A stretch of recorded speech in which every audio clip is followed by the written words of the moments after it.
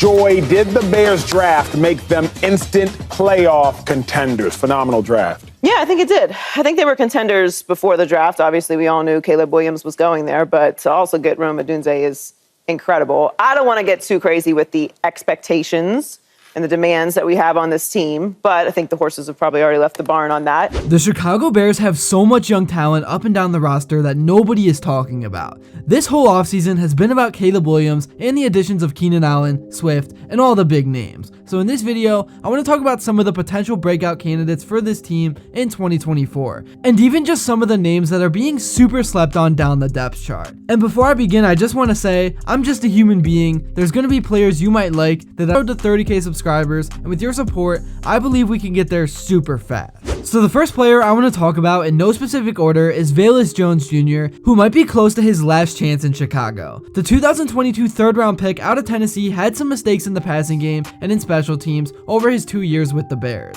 The competition for the number 5 wide receiver spot is tough, with Dante Pettis and Colin Johnson, among others, fighting to get on the roster. Jones would be an unlikely breakout star of OTAs and minicamp because his mistakes have been remembered more than his successes so far in the NFL. He can change that around with a strong summer that parlays into his best season yet as a returner on special teams and a deep threat inside the offense. This play right here is all you need to know about him. All season long watching him, he's done well. They get it into the hands of Veis Jones. And Jones keeps going all the way to the end zone. Oh, wow. He never stepped out of bounds. Some extra pass rushing firepower behind Montez Sweat on the defensive line. Booker has the potential to provide that to the Bears defense, and if he performs well, it will only make the Bears draft class look even stronger on paper when it is evaluated in a few years. Here's some highlights and what people have to say about him. Slovis under duress, sacked.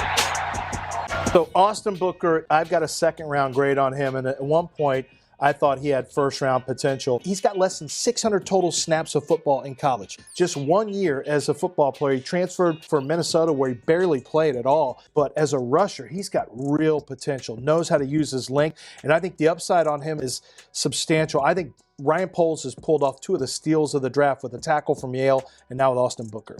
What went into your determining to come out this year only after really one significant year of playing? Yeah, just overall, I feel like I was physically and mentally ready to play at the highest level. Moving on, Tyler Scott displayed some nice flashes as a potential slot receiver in the second half of the 2023 campaign. The Cincinnati product hauled in 17 catches for 168 yards on 32 targets. The catch rate needs improvement, but the talent appears to be there to be a fringe contributor in the passing game. Scott needs an impressive summer to hold on to the number 4 spot on the depth chart behind Moore, Allen, and Odunze. A strong set of practices may lead to an elevated number of snaps in 2024. One injury could change the outlook on Scott's sophomore season. At minimum, he needs a breakout performance to secure a 53-man roster spot over the other wideouts on the roster. Here's what the deal about him is.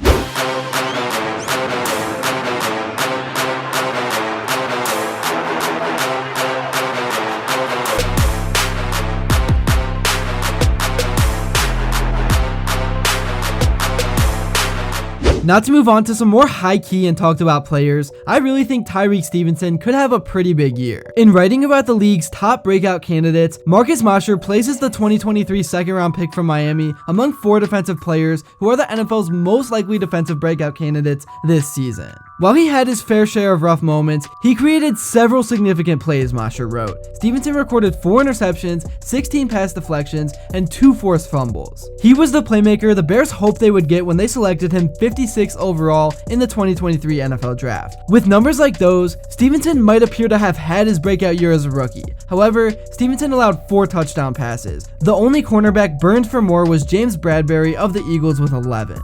The reason there is hope for Stevenson making the next big step is he allowed only 2 of those touchdowns in the final 7 games of the season. 4 times in those 7 games, he had a passer rating against of 42.4 or lower. He allowed only 53% completions, then 26 of 49 after giving up 71% completions in the first 10 games. The next guy I want to talk about is also a corner named Kyler Gordon. It's year 3 for him, and the thing the Bears slot cornerback has done best, besides imitating your friendly neighborhood Marvel superhero, is make plays on the football. football. He has 5 interceptions in his first 2 seasons, and his recognition as a budding star might have occurred already if not for injuries.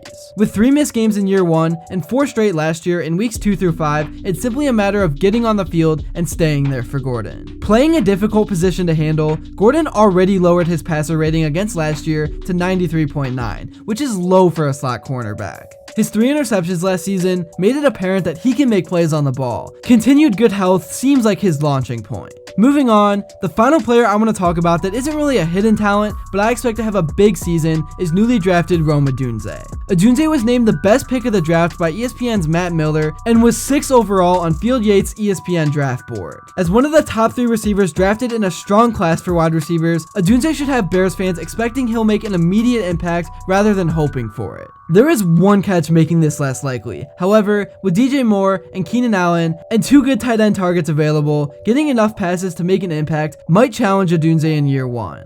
While he could learn from both Allen and Moore, he'll also be deprived of targets by them. Those are just some of the many talented players on this Bears team that haven't really been getting talked about enough, if at all. So let me know in the comments below what you agreed and disagreed with in this video, and if you made it to this point and haven't yet, please make sure to drop a like and subscribe, and also let me know what you would like to see next. And until then, I will see you all later.